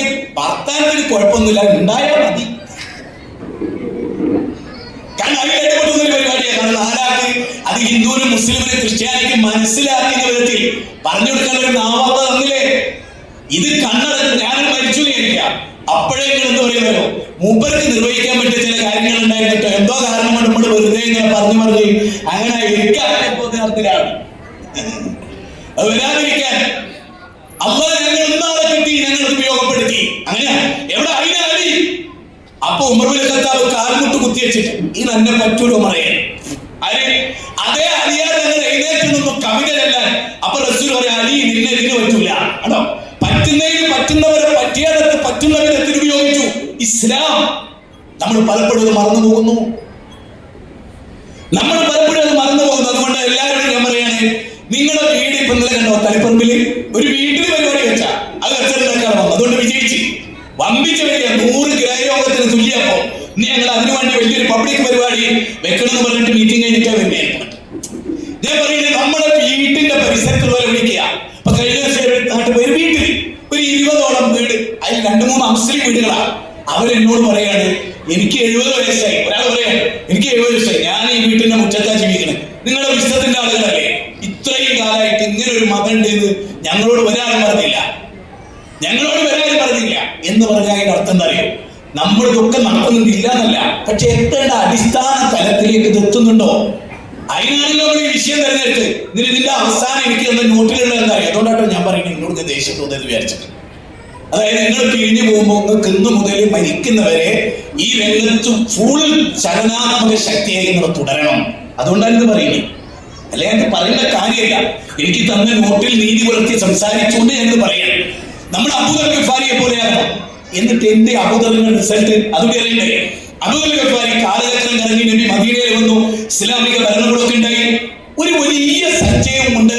അബൂദർ ഗഫാരി ദൂരെ വരികയാണ്, മരുഭൂമിയാണ്, പൊട്ടു പോലെ. നബി പറഞ്ഞു ആരെങ്കിലും നമ്മൾ ആക്രമിക്കാനുണ്ടെങ്കിൽ ആയുധത്തോളി എന്നൊക്കെ പറഞ്ഞു. അങ്ങനെ ദൂരെ നിന്ന് അബൂദർ വന്ന് അടുത്തടുത്ത് വന്നപ്പോ എനിക്ക് മനസ്സിലായി വരുന്ന ആളെന്നതാണെന്ന്. എന്നാണ് അബൂദർ ഗഫാരി നബി സ്വീകരിച്ചു. ആരായത് ഇതൊക്കെ ആരാണ് എന്ന് ചോദിച്ചപ്പോ നബിയെ നിങ്ങൾ അന്ന് ഇത്രയും ഇത് നിങ്ങൾക്ക് എടുത്തുദ്ധരിക്കാം. നിങ്ങൾ അന്ന് ഈ ഓഡിറ്റോറിയത്തിൽ ഇങ്ങനെ കൂടിയല്ലോ രാവിലെ മുതൽ വൈകുന്നേരം വരെ. ആ പ്രസംഗങ്ങളിൽ ഓരോന്നും കേട്ട് ഞങ്ങളുടെ നാട്ടിൽ പോയി ഇതാ പുതിയ 3 യൂണിറ്റ്, ഇതാ 30 ആള് പുതിയ ആള്. ഇത് പറയണമെങ്കിൽ അബൂദർ ഗഫാരി എപ്പോഴും പ്രവർത്തിക്കണം. അബൂദർ ഗഫാരിയുടെ ഉമ്മ സഹകരിച്ചു, അനുജൻ സഹകരിച്ചു, കുടുംബം സഹകരിച്ചു. നിങ്ങളും സഹകരിക്കണം, ഭാര്യ സഹകരിക്കണം, മക്കൾ സഹകരിക്കണം. മക്കൾ ഒരു വഴിക്ക്, ബാപ്പ വേറൊരു വഴിക്ക്, ഉമ്മ വേറൊരു വഴിക്ക്. രാവും പകലും ബാപ്പ ഓടുന്നുണ്ടാവും. മക്കളെ കുറിച്ച് ചിന്തിച്ച് മക്കൾ നിസ്കരിച്ചു എന്ന് പോലും ബാപ്പ ചോദിച്ചിട്ടില്ല. അപകടമാണ് എപ്പോഴും ഫുൾ ടൈം. സ്വന്തവും കുടുംബവും സൂറത്തു തഹ്രീം 6-ാമത്തെ വചനം എപ്പോഴും ഉണ്ടാവണം. ഇബ്രാഹിം മാത്രമല്ല, യാക്കൂബ് നബിക്ക് മരണാസനായിരുന്നു. മക്കളൊക്കെ വിളിച്ചു വരുത്തി, മക്കൾ എപ്പോ മരിക്കാൻ പോവുകയാണ്, ഉപ്പാന്റെ കാലശേഷം നിങ്ങൾ ആരെ ആരാധിക്കും? ഒരു മുജാഹിദ് പ്രസ്ഥാനത്തിന്റെ ശ്രേഷ്ഠത. സൂറത്ത് ബഖറ 133. അബൂദർ ഗഫാരിയിലേക്ക് മടങ്ങുന്നു. അബൂദർ ഗഫാരിയോട് നബി പിന്നെ പറഞ്ഞ വാചകം അറിയോ? ഈ ആളുകളെ മുഴുവൻ കൊണ്ടുവന്നിട്ട് അബൂദർ ഗഫാരി പറയാണ്, നിങ്ങൾ അന്ന് എന്നോട് പറഞ്ഞല്ലോ, ദാറുൽ അർഖമിൽ വെച്ച് പറഞ്ഞല്ലോ, ഈ ഓഡിറ്റോറിയത്തിൽ വെച്ച് ഇപ്പൊ പറയുന്നല്ലോ, ഇത് കേട്ടാ പിന്നെ ഇത് നടപ്പാക്കണല്ലോ. അങ്ങനെ ഞാൻ എന്റെ നാട്ടിൽ പോയി, എന്റെ ഉമ്മ മാറി, എന്റെ അനുജൻ മാറി, ഞങ്ങൾ എല്ലാ ഗോത്രത്തിലും കയറിയിറങ്ങി, എല്ലാവരോടും ഞങ്ങൾ പറഞ്ഞു. അള്ളാഹുവിന്റെ തൗഫീഖ് കൊണ്ട് അവരൊക്കെ ഹിദായത്തിലായി. ആ സംഗതിയുമായി ഞാൻ വന്നു. അബൂദർ ഗഫാരിയുടെ ഷോൾഡറിൽ കൈവച്ച് തട്ടിക്കൊണ്ട് പ്രവാചകൻ പറഞ്ഞു, ആകാശത്തിന്റെ ചുവട്ടിലെ ഏറ്റവും വലിയ ജിഹാദാണ് അബൂദറെ താങ്കൾ നിർവഹിച്ചത്. ഞാൻ ഒന്ന് ചോദിച്ചോട്ടെ, നമ്മുടെ ചുറ്റുവട്ടത്തെ അമുസ്ലിങ്ങൾ മരിക്കുമ്പോൾ നമുക്ക് ടെൻഷൻ ഉണ്ടാകാറുണ്ടോ? ഒരു RSS മരിച്ചു നമുക്ക് ടെൻഷൻ ഉണ്ടാകും. ഒരു യുക്തിവാദി മരിക്കുന്ന ടെൻഷൻ ഉണ്ടാകാറുണ്ട്. ഞാൻ നമ്മുടെ മുഹമ്മദ് ഖാൻ ഫ്രീ തിങ്കേഴ്സിന്റെ വീട്ടിൽ പോയി എന്നെ കണ്ട ഉടനെ തന്നെ ആ സാധ്യത പറയുന്നത് അതാ നേച്ചർ. ഇതാരാ വരുന്നത്?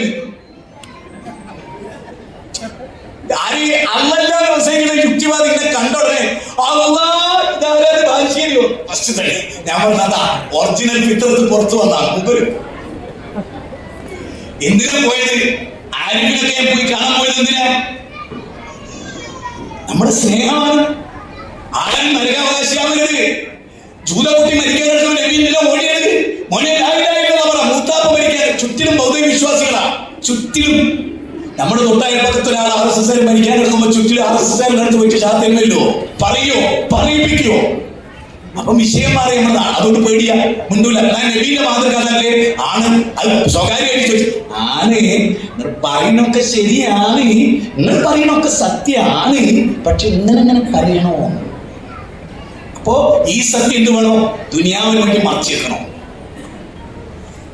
വിഷമമുണ്ട്, സങ്കടമുണ്ട്, ദുഃഖമുണ്ട്. ഉമ്മത്തെ മുസ്ലിം, മുസ്ലിം സമുദായമേ, നിങ്ങൾ ജനങ്ങൾക്ക് വേണ്ടി ഉയർത്തെഴുന്നേൽപ്പിക്കപ്പെട്ടവരാണ്.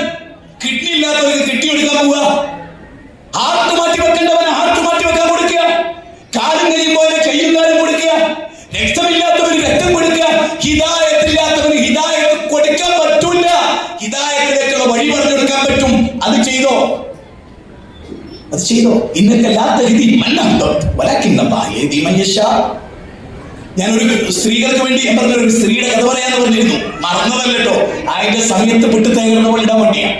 ഉമ്മു സുലൈം, ഞാനിവിടെ പെൺകുട്ടികൾ ചെറുപ്പക്കാരികളുടെ നിങ്ങളോടാ പറയും. ഉമ്മു സുലൈമിനോട് ഭയങ്കര ഇഷ്ടം അബൂതല്ലത്തുൽ അൻസാരിക്ക്. കല്യാണം കഴിച്ചിട്ടില്ല, കല്യാണാലോചന. ഉമ്മു സുലൈമിനോട് ചോദിക്കാൻ, നിന്നെ ഞാൻ കല്യാണം കഴിക്കട്ടെ? അവരൊന്നും പറ്റില്ല. നേരത്തെ നിങ്ങളുടെ കയ്യിലൊക്കെ ഒരു സ്ലിപ്പ് തന്നല്ലോ, അല്ലെങ്കിൽ ഏറ്റവും നല്ലൊരു തുക നിങ്ങൾ എഴുതുക എല്ലാവരും. അത് എഴുതി പൂർത്തിയായി കഴിഞ്ഞാൽ നിങ്ങളത് വേഗം പോകുന്നതിന് മുമ്പ് ഇപ്പൊ തന്നെ നിങ്ങളോട് നിങ്ങൾ എഴുതി കഴിഞ്ഞിട്ടുണ്ടെങ്കിൽ ചോദിച്ചിട്ട് നിങ്ങൾ ഫോൺ നമ്പർ ഒന്ന് ഒരക്ഷരം തെറ്റിയെ പോയിട്ടോ, അറിഞ്ഞുകൊണ്ട് ചെയ്യരുത്. മാറിപ്പോയ കുഴപ്പമില്ല. ഒറ്റ നമ്പർ തെറ്റിയ പിന്നെ നിങ്ങളെ വിളിച്ചാൽ പിന്നെ ഗണേശനെ കഴിഞ്ഞിട്ട ഒരു 3 തവണയായിട്ട് കിട്ടിയാൽ മതി എന്നാണ്. ഒരു കാര്യം ഓർക്കണം,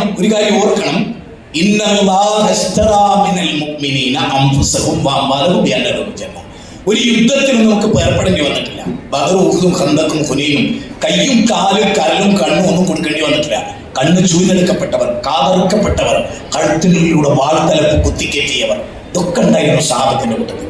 ഇത് നമ്മൾ പോക്കറ്റിൽ നിന്ന് പൈസ എടുത്ത് 10 രൂപ കൊടുത്താൽ മതി. നമ്മുടെ സമ്പത്ത് കൊണ്ടുള്ള ഒരു പോരാട്ടത്തിലാണ് നമ്മൾ ഇന്ത്യയിലൊക്കെ. ആണ് നമുക്കിവിടെ എന്ത് വേണേൽ പൈസ വേണം. ഒരാൾ പ്രസംഗിക്കാൻ പറ്റും. അറബ് രാജ്യങ്ങളിൽ അങ്ങനെയല്ല, അവിടുത്തെ പ്രബോധകർക്ക് ശമ്പള, സർക്കാർ ശമ്പളമാണ്. നമുക്കതല്ല, നമ്മൾ തന്നെ എടുക്കണമല്ലോ. ഈ മൈക്ക് ശബ്ദിക്കണേ നമ്മൾ എടുക്കണം, ഈ ലൈറ്റ് വേണേ നമ്മൾ എടുക്കണം, ഈ റെക്കോർഡ് വേണേ നമ്മൾ എടുക്കണം. എന്തിനു നമ്മൾ ചെയ്യണം? ഞാൻ എനിക്ക് തന്നെ പലപ്പോഴും നേതൃത്വത്തോടൊക്കെ, ജില്ലാ നേതൃത്വത്തോട് ഞാൻ ചോദിക്കുന്നുണ്ട്, പ്രവർത്തന പദ്ധതികൾ ഒരുപാട് കൂടുതലാണ്. എന്നിട്ടും നമുക്ക് സ്വന്തത്ത് പോകാൻ പറ്റില്ലെങ്കിൽ ഞാൻ വേറെ കാര്യം പറയാം. തെറ്റിലേക്ക് പോകാതിരിക്കാൻ ഏറ്റവും വലിയ പ്രൊട്ടക്ഷനാ സംഘടന. സംഘടന വേണ്ടാന്ന് പറഞ്ഞ് പോയവരൊക്കെ ഒറ്റക്ക. 8 ആൾ ഒന്നിച്ചു 8 ആൾ 8 സംഘടനയാ. മെഞ്ഞാനൊക്കെ പോയിട്ട് കേന്ദ്രം ചെയ്തു. നല്ലതന്നെ, അതൊന്നുമില്ല, ഞാൻ എടുക്കില്ല. കാരണം ഓരോ ഒറ്റപ്പെട്ട് കേട് എന്നതിനേക്കാൾ നല്ലത് ഏതെങ്കിലും ഒരു തൗഹീദി കൂട്ടായ്മ ചെയ്താറില്ല, കുറെ ലക്ഷമാർക്ക് കിട്ടിക്കോളും. ഞാൻ എന്താ പറയുന്നത്, ഈ സംഘടന ഇല്ലെങ്കിൽ ഉറപ്പിച്ചോളി, സംഘടന ഇല്ലെങ്കിൽ, ആ സംഘടനാ പ്രവർത്തനമില്ലെങ്കിൽ നശിച്ചു പോകും നമ്മൾ, ഉറപ്പാണ്. നമ്മുടെ ചെറിയ കുട്ടികൾ മുതൽ മുതിർന്നവർ വരെ. ഇപ്പൊ ഇന്ന് എന്റെ ജില്ലയിൽ നടക്കുന്നത് എൻവിഷൻ എന്ന് പറയുന്ന കാഴ്ചയില്ലാത്ത ആളുകൾക്ക് ഉള്ളൊരു പ്രോഗ്രാമാണ്. എന്തെല്ലാം വെറൈറ്റീസുകൾ, വിവിധ സ്റ്റേറ്റിലുള്ളവർക്ക് വരെ നമ്മൾ പ്രോഗ്രാമുകൾ വെക്കണം. എന്താ, ജനങ്ങൾക്കിടയിലേക്ക് നമ്മൾ കടന്നില്ല. ഇത് നമ്മൾ ഓർക്കണം, നമ്മൾ ഒന്നുകൂടി ഓർക്കണം. ഏത് നിമിഷവും മരണം വന്നു ചേരാറുണ്ട്. അബൂദർദാരിയോട് നബി പറഞ്ഞാൽ, യാത്ര പോകണ്ടേ അബൂദർദേ? യാത്ര പോകാറുണ്ടോ? ഉണ്ട്. എന്തൊക്കെ എടുക്കാറുണ്ട്? ചുട്ടുപൊള്ളുന്ന ചൂടിൽ നോമ്പ് നോക്കാൻ പറഞ്ഞ റസൂൽ, രാത്രി എല്ലാവരും ഉറങ്ങുമ്പോൾ എഴുന്നേറ്റ് നിസ്കരിക്കാൻ പറഞ്ഞു, എന്നിട്ട് സ്വർഗത്തിൽ നിർഭയനായി പോകാൻ പറഞ്ഞു. നമ്മളെ സംബന്ധിച്ചിടത്തോളം നമ്മുടെ കുടുംബം നോക്കണം, നമ്മുടെ സമൂഹം നോക്കണം, നമ്മുടെ രാജ്യം നോക്കണം, നമ്മുടെ ലോകം നോക്കണം, ഇതൊക്കെ നോക്കണം. ഞാൻ കൂടുതൽ പറയില്ല, കാരണം 50 മിനിറ്റ് എഴുതി എനിക്ക് തന്നത്. വിചാരിച്ച സമയത്തേക്കാൾ കുറെ മുന്നോട്ട് പോയിട്ടാണ് നമ്മൾ തുടങ്ങിയതെന്ന് മറ്റൊരു യാഥാർത്ഥ്യം. ഞാൻ പറഞ്ഞു വരുന്നത്, നിങ്ങൾ എല്ലാവരും ഇവിടെ ഇരുന്ന് ആലോചിക്കും. അവസാനം പറയുന്നത് 5 മിനിറ്റ് നിങ്ങൾ ശരിക്കും ശ്രദ്ധിക്കും. ഞാൻ നമുക്ക് എത്രയോ ദിവസങ്ങളിൽ ആവും പകരം, നമ്മളിപ്പോ 25 കഴിഞ്ഞ് 26 കഴിഞ്ഞ 25 മാത്രം എടുത്തേ, 2025 മാത്രം എടുത്തേ. 2024 ബെറ്റർ ആയിരുന്നോ 2025? എല്ലാ മീറ്റിങ്ങിലും പോകാൻ നമുക്ക് കഴിഞ്ഞിരുന്നോ? എല്ലാ ദേവസംരംഭത്തിലും പോകാൻ നമുക്ക് കഴിഞ്ഞിരുന്നോ? ഖളാ ഇല്ലാതെ നമുക്ക് നിസ്കരിക്കാൻ കഴിഞ്ഞിരുന്നോ? യാതൊരു വിട്ടുവീഴ്ചയില്ലാതെ സുന്നത്തെടുക്കാൻ കഴിഞ്ഞിരുന്നോ? ഇസ്ലാമിക വേഷം ധരിച്ചിരുന്നോ? നമ്മുടെ മോളിൽ ചുണ്ടിൽ ചായം ധരിച്ചിരുന്നോ? കുട്ടിയിട്ടിരുന്നോ? ടൈറ്റ് ജീൻസ് ഇട്ടിരുന്നോ? ടീഷർട്ട് ഇട്ടിരുന്നോ? ബസ്സിൽ ഉന്തിപ്പിടിച്ചു നിന്നിരുന്നോ? ഇന്നലെ തുടരാ ഞാനൊന്ന് ക്യാമറ എടുക്കട്ടെ എന്ന മാനസ സ്വഭാവം നമ്മുടെ മക്കൾക്ക് ഉണ്ടായിരുന്നോ? നമ്മുടെ മക്കളുടെ കാര്യത്തെ കുറിച്ച് ആലോചിച്ചിട്ടുണ്ടോ? വ്യഭിചാരത്തിന്റെ കാര്യത്ത് പോലും പോകരുത് എന്ന് പറഞ്ഞിട്ട് നമ്മുടെ കുട്ടികൾ സ്കൂളിൽ പോകാൻ പറഞ്ഞ ടൂറിന് പോകാൻ. കഴിഞ്ഞ ദിവസം ഒരു കുടുംബത്തിലെ ഒരു പെൺകുട്ടിയെ ഒരു പരീക്ഷയുമായി ബന്ധപ്പെട്ട്, പഠനവുമായി ബന്ധപ്പെട്ടൊരു യാത്ര, ആ യാത്രയിൽ കൊണ്ടാക്കുന്നത് പറഞ്ഞിട്ടൊരുമ്മ. ആ മോളെ അവിടെ എത്തിയിട്ട് 400, 500, 600 കിലോമീറ്റർ ദൂരെ എത്തിയിട്ട് അവള് മാത്രം മാറി താമസിക്കുന്നു. കുട്ടികൾ ചോദിച്ചു, എങ്ങോട്ടാണ്?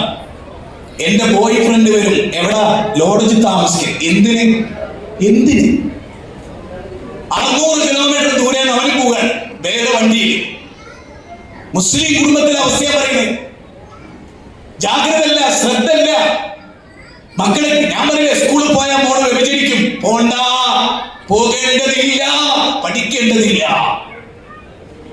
നിങ്ങൾക്ക് ബോധ്യപ്പെട്ട് ഞങ്ങളെ മോള് മറുകണ്ട ചാടും, വിടരുത്, പറഞ്ഞേക്ക്.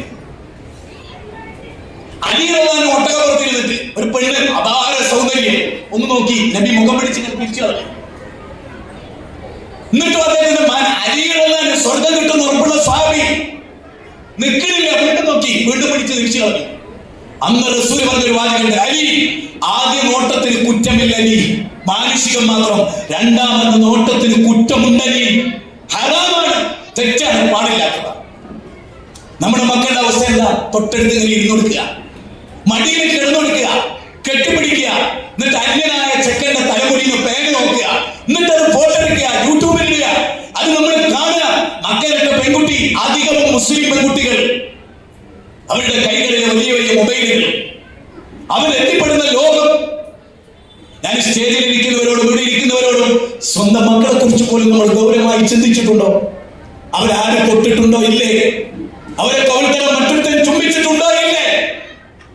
പഠിക്കണ്ടേ? അമ്മയുടെ മകനാ, വീട്ടിൽ കൂടാൻ വന്നതാ, എവിടെ കിടക്കണു? വരേണ്ടതുണ്ടോ? വന്നാൽ കൂടേണ്ടതുണ്ടോ? അങ്ങനെ ചിന്തിക്കേണ്ട ഒരു കാല. അത് മാത്രമല്ല, വരുന്നത് ഒരു പെണ്ണാണെങ്കിൽ പോലും ആണിനേക്കാൾ സൂക്ഷിക്കേണ്ട കാലത്താണ് ജീവിക്കുന്നത്. നിങ്ങളെ മോൾക്ക് ആൺകുട്ടികളോടൊന്നും ഒരു പ്രശ്നമില്ല, നിങ്ങൾക്ക് ഒരു കംപ്ലൈന്റ് ഇവിടെ ഒരു പ്രേമിച്ചെന്നില്ല. പക്ഷെ ഒരു പെണ്ണിന്റെ കൂടെ 24 മണിക്കൂർ നടക്കണ്ടെങ്കിൽ ഒക്കെ കിട്ടേണ്ടതൊക്കെ അവിടെ കിട്ടുന്നുണ്ട്, അതിനപ്പുറവും കിട്ടുന്നുണ്ട്. അതിനർത്ഥം ഞാനിത് പറയുമ്പോൾ എനിക്ക് ദേഷ്യം പിടിക്കില്ലേ? പക്ഷെ വസ്തുത അതാണ്. ഞാനൊരു ബാപ്പയാണ്, നിതാന്ത ജാഗ്രത. എവിടെ മക്കളെ പോകുമ്പോ നമ്മൾ കൊണ്ടുപോവുക, നമ്മൾ കൊണ്ടാക്കുക, നമ്മൾ കൂട്ടിക്കൊണ്ടുവരിക. ക്ഷീണ, തളർച്ച, തളർന്നോ, തളർന്നു കിടന്നോ, മുളക്കെടുക്കുന്ന സാഹചര്യം ഉണ്ടാവും. നീ തോറ്റു പോകരുത്. പിതാവെന്ന നിലയ്ക്ക് നീ തോൽക്കരുത്.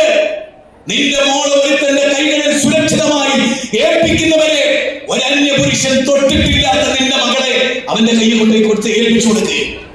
ആ കുടുംബത്തിൽ ആ ഉമ്മാക്ക് ജാഗ്രത ഉണ്ടാവും. എന്ത്? എന്റെ മോള് കേടുവരുന്നതിന്റെ അപ്പൻ അങ്ങനെ സംരക്ഷിച്ചു. നേരെ മറിച്ച് ഉപ്പയും തിരിഞ്ഞു നോക്കില്ല. ഉമ്മ തന്നെ ടൈറ്റ് ജീൻസൊക്കെ ഇട്ടിട്ട് മുന്നോട്ട് വളർത്തിയെങ്കിൽ ആ കുട്ടി 18 ആവുമ്പോ അതിനേക്കാൾ ബൾഗറായിരിക്കും. ചിന്തിക്കാൻ വേണ്ടിയാണ് ഞാൻ പറയുന്നത്, ചിന്തിക്കാൻ വേണ്ടിയാണ് പറയുന്നത്. അതുകൊണ്ട് നമ്മുടെ സംഘടന ഒരുപാട് സെന്ററുകളെ കുറിച്ച് പറഞ്ഞു, സ്ഥാപനങ്ങളെ കുറിച്ച് പറഞ്ഞു, യൂത്തിന്റെ പ്രവർത്തനങ്ങളെ കുറിച്ച് പറഞ്ഞു, വിദ്യാർത്ഥി സംഘടനയുടെ പ്രവർത്തനത്തെ കുറിച്ച് ഇവിടെ വിവരിച്ചു. അതിനുവേണ്ടി തന്നെ നല്ലൊരു സമീപനം എടുത്തു. കാരണം ഈ ക്യാമ്പിൽ നിന്ന് നാം ഉൾക്കൊള്ളേണ്ട പ്രചോദനം എന്താകണം?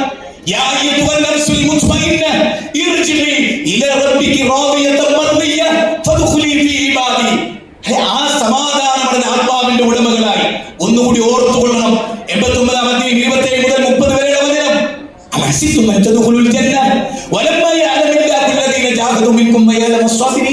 സ്വർഗത്തിൽ എളുപ്പത്തിൽ കിടക്കാൻ കഴിയില്ല ജനങ്ങളെ. ത്യാഗമില്ലാതെ, കർമ്മമില്ലാതെ, പ്രവർത്തനമില്ലാതെ നമുക്ക് എത്താൻ പറ്റില്ല.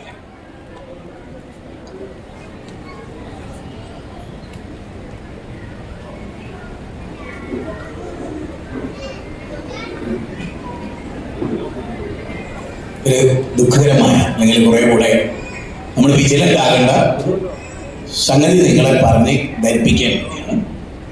നമ്മുടെ പേട് ഷാവുൽക്ക, അദ്ദേഹത്തിന് കരൾ സംബന്ധമായി അസുഖം ബാധിച്ചിട്ട് അദ്ദേഹത്തിൻ്റെ കരൾ മാറ്റി വെക്കേണ്ട ഒരവസ്ഥയുണ്ട്. നിങ്ങൾക്കറിയാലോ, ആ രംഗത്ത് എത്ര പൈസ, ഒരു 10-40 ലക്ഷം രൂപ വരുന്ന, അതിൽ കൂടാൻ സാധ്യതയുള്ള ഒരു സംഗതിയാണ് മാറ്റി വെക്കുക അങ്ങനെയുള്ള കാര്യം. ആ കുടുംബവും അങ്ങനെയൊക്കെ ആയിരിക്കും. അവർക്ക് അല്ലാഹു സമാധാനം നൽകട്ടെ എന്ന് പ്രാർത്ഥിക്കുക. നമ്മുടെ കമ്മിറ്റി, ജില്ലാ കമ്മിറ്റി അല്ലെങ്കിൽ തൊട്ടടുത്ത അതിൻ്റെ മണ്ഡലം അതുപോലെയൊക്കെയുള്ള ഉത്തരവാദിത്തപ്പെട്ട ഏത് ഘടകമാണെങ്കിലും അവർ ഇതൊക്കെയായിട്ട് ബന്ധപ്പെടുമ്പോൾ ഈ സംഗതിക്ക് വേണ്ടി അങ്ങേയറ്റത്തെ ഭൂമിയിലുള്ളവരോട് നിങ്ങൾ കരുണ കാണിക്കൂ, ആകാശത്തോട് നിങ്ങളോട് കരുണ കാണിക്കൂ. ഈ വിഷയം നമ്മൾ ഒരിക്കലും മറന്നു പോകരുത്. അതുകൊണ്ട് ആ കാര്യം ഞാൻ നിങ്ങളുടെ ശ്രദ്ധയിൽപ്പെടുത്തണം. അള്ളാഹു അദ്ദേഹത്തിന് എളുപ്പത്തിൽ ശിഫ നൽകുകയും അദ്ദേഹത്തിൻ്റെ എന്താണോ അദ്ദേഹത്തിൻ്റെ പ്രശ്നം അത് പൂർണ്ണമായി പരിഹരിക്കപ്പെട്ടു എല്ലാ അർത്ഥത്തിലും കർമ്മനിരതമായി പിൽക്കാല ജീവിതം നയിക്കാൻ അദ്ദേഹത്തിന് സാധ്യമാകുമാറാകട്ടെ. ഞാൻ പറഞ്ഞ പോയിന്റുകൾ പറഞ്ഞ് അവസാനിപ്പിക്കുന്നു. നമ്മുടെ ഓരോ ദിവസവും നമ്മൾ എന്ത് യാത്ര ചെന്നിട്ട് ഇനി അങ്ങോട്ട് എൻ്റെ ജീവിതം എന്താണ്? 2026 പിറക്കുമ്പോൾ ചെയ്തൊരു ഖുതുബയുടെ ഒരു കണ്ടന്റ് ഞാൻ നോക്കുകയാണ്. ഈ 25 നമ്മൾ ചെയ്ത തെറ്റുകൾ നമ്മളൊന്ന് എഴുതുക, ചെയ്ത പുണ്യങ്ങൾ എഴുതുക. എന്നിട്ട് 26 പറഞ്ഞത് മുതൽ ആ തെറ്റുണ്ടല്ലോ, ആ തെറ്റിങ്ങനെ കുറഞ്ഞു വരുന്നോന്ന് നോക്കുക, പുണ്യം കൂടി വരുന്നോന്ന് നോക്കുക. അത് നമ്മൾ നമ്മുടെ ജീവിതത്തിൽ നമുക്ക് നോക്കാനുള്ള ഒരു കാര്യം, നമ്മുടെ കർമ്മപദം എത്ര ഉജ്ജ്വലമാണ്, എത്ര ചിന്തോദ്ദീപകമാണ്. അത് ഏറ്റവും പ്രധാനമായ 3 പോയിന്റുകൾ അവസാനിപ്പിക്കും. നമ്മുടെ ഭവനത്തിൽ വെച്ച്, നമ്മുടെ വീട്ടിൽ വെച്ച് നമ്മൾ ഖുർആനും സുന്നത്തും പാരായണം ചെയ്യുന്നുണ്ടോ നോക്കുക. അത് ഹൃദയത്തിൽ ഉൾക്കൊള്ളുമ്പോഴേ നമുക്ക് തൗഹീദ് ഉണ്ടാവും. ഞാൻ നേരത്തെ പറഞ്ഞല്ലോ, മുസ്ലിം അബൂ തലത്തുൽ അൻസാരി കല്യാണം കഴിക്കാൻ വരുമ്പോൾ പോലും അവർ പറയുന്നത് എന്താണ്? നിങ്ങൾക്ക് തൗഹീദ് ഇല്ല, നിങ്ങൾ മരത്തെ ആരാധിക്കുന്നു, അതിന്റെ പാതി മരക്കഷ്ണം അടുപ്പിലിട്ട് കത്തിച്ചു കളയും. അപ്പൊ വിറകാണോ മുന്തിയത്, തീയാണോ മുന്തിയത്? വിറകിനെ കരിക്കാൻ തീക്ക് കഴിയുമെങ്കിൽ തീയെ കരിക്കാൻ വിറകിന് കഴിയുമല്ലോ.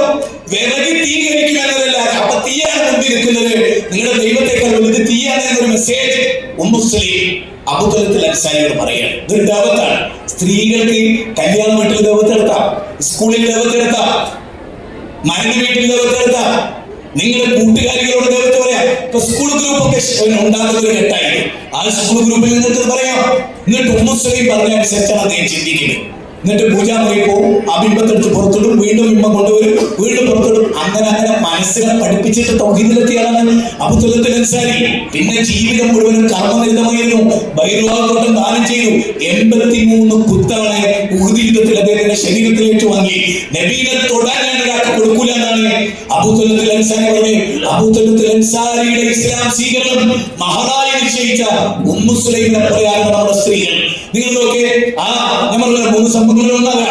അതായത് 33-ാം അധ്യായം 36-ാമത്തെ വചനത്തിലെ ആ ആയത്ത് ഓതുന്നുണ്ട് ഒരു മകള്. കാരണം അവരെ കാണാൻ ഒരു പയ്യൻ വരികയാണ്. ഒരു അട്രാക്ഷനും ഇല്ലാത്ത ജുലൈബീബി വരികയാണ്. ജുലൈബീബിയെ പെണ്ണെട്ടിച്ചു കൊടുക്കുകയും മുള കെട്ടിച്ചു കൊടുക്കാൻ നബി പറഞ്ഞു വെച്ചതാ. പക്ഷെ ഉമ്മയും ബാപ്പയും തയ്യാറായില്ല. അപ്പൊ ഈ മോള് പറയാണ്, അള്ളാഹു റസൂൽ ഇഷ്ടപ്പെട്ട കാര്യത്തിനെതിരെ ഞാൻ നിൽക്കില്ല. അള്ളാഹിന്റെ റസൂലാണ് ജുലൈബീബിനെ തെരഞ്ഞെടുത്തത്, അതുകൊണ്ട് എനിക്കത് മതി. അപ്പൊ അള്ളാഹു റസൂലും തെരഞ്ഞെടുത്തത് സ്വീകരിക്കാൻ, അതിനനുസരിച്ച് ജീവിതത്തെ ചിട്ടപ്പെടുത്താൻ. നീ നോക്കിയ എല്ലാവരും ഏത് നിമിഷവും മരിക്കുമ്പോൾ മുസ്ലിങ്ങളായിട്ടല്ലാതെ നമ്മൾ മരിക്കരുത്. ആയത്തുകൾ ഓതി കേൾപ്പിക്കുമ്പോൾ നമുക്ക് ഈമാൻ ഉണ്ടാവുക. അതുകൊണ്ട് നമ്മൾ കൂടുതൽ പഠിക്കുകയും അള്ളാഹെ കണ്ടുമുട്ടുന്നതിനെ ഒരിക്കലും, അതായത് അള്ളാഹെ കണ്ടുമുട്ടുന്നതിനെ വെറുക്കുക. അള്ളാഹിന്റെ മുമ്പിൽ പോയി നിൽക്കണമെന്ന് വിചാരിക്കുന്നവർ ദേഹേച്ഛയെ കൺട്രോൾ ചെയ്തോട്ടെ. ഒന്നുകൂടി ഞാൻ പറയുന്നു, ഓരോ ദിവസവും എന്തൊക്കെ കർമ്മങ്ങൾ ചെയ്തു എന്ന് കൃത്യമായി ഒരു സദഖ, ഒരു ദാനധർമ്മം, ഒരു പുഞ്ചിരി, ഒരു പാവപ്പെട്ടവനെ സഹായിക്കുക, ഒരു മെസ്സേജ് ഫോർവേഡ് ചെയ്യുക, ഒരു പ്രോഗ്രാമിലേക്ക് ഒരാളെ വിളിക്കുക, ഒരാളെ വിളിച്ച് കഥ ഏൽപ്പിക്കുക, അവിടെയൊക്കെ ഭംഗിയായി നടക്കുന്ന ഉറപ്പ് വരുത്തുക. വീട്ടിൽ മക്കൾ നിസ്കരിക്കുന്നുണ്ട്, ഭാര്യ നല്ല ഡ്രസ്സ് ധരിക്കുന്നുണ്ട്, അവളോടുള്ള കടപ്പാട് നിർവഹിക്കുന്നുണ്ട്, മാതാപിതാക്കൾക്ക് ഞാൻ തണലാണ്. അങ്ങനെ നാടിന് മുഴുവനും ആ വചനം ഇങ്ങനെയാണ്, അതിൽ പറയുന്നറിയോ, ആഴമേറിയ വേരുണ്ട് അയാൾക്ക് എന്ന് പറഞ്ഞാൽ അയാൾക്ക് തൗഹീദുണ്ട്. അതാണ് പ്രവർത്തകൻ. തീർന്നില്ല, അയാളുടെ ശാഖ ആകാശത്ത് പടർന്നു വന്നിരിച്ചു എന്ന് പറഞ്ഞാൽ അയാൾ ജീവകാരുണ്യ പ്രവർത്തനത്തിലുണ്ട്, അയാൾ രോഗികളുടെ കൂടെയുണ്ട്, അയാൾ കഷ്ടപ്പെടുന്നവരുടെ കൂടെയുണ്ട്, അയാൾ തീവ്രവാദ വിരുദ്ധ പ്രവർത്തനത്തിലായുണ്ട്, രാജ്യത്തിന് വേണ്ടി പ്രവർത്തിക്കുന്നതിലായുണ്ട്, പള്ളിയിൽ അയാളുടെ മുന്നിലുണ്ട്, നോമ്പിന് അയാളുടെ മുന്നിലുണ്ട്, എല്ലാ സത്കർമ്മങ്ങളിലും അയാളുടെ മുന്നിലുണ്ട്. ഇങ്ങനെ എല്ലാറ്റിലും മുന്നിൽ നിൽക്കുന്ന ഒരു സമൂഹമായി മാറാൻ, കർമ്മനിരന്തരത്തോടെ മുന്നോട്ട് പോകാൻ ഈ മഹാസംഗമം നമുക്ക് ഉപകരിക്കുമാറാകട്ടെ എന്ന് ഹൃദയത്തിൽ തട്ടി പ്രാർത്ഥിച്ചുകൊണ്ട് ഞാൻ എന്റെ വാക്കുകൾ ഉപസംഹരിക്കുകയാണ്. നാം ഖുർആൻ പഠിക്കുക, സുന്നത്ത് പഠിക്കുക, സ്വഹാബത്തിന്റെ ജീവിതം പഠിക്കുക, അവരെ പോലെ വളരുക. അങ്ങനെ അല്ലാഹുവിന്റെ തൃപ്തി നേടി മരിക്കാൻ ശ്രമിക്കുക. അല്ലാഹു നമുക്ക് തൗഫീഖ് ചെയ്യട്ടെ. റബ്ബനാ തഖബ്ബൽ മിന്നാ ഇന്നക അൻത സമീഉൽ അലീം വതുബ് അലൈനാ ഇന്നക അൻത തവ്വാബുർ റഹീം.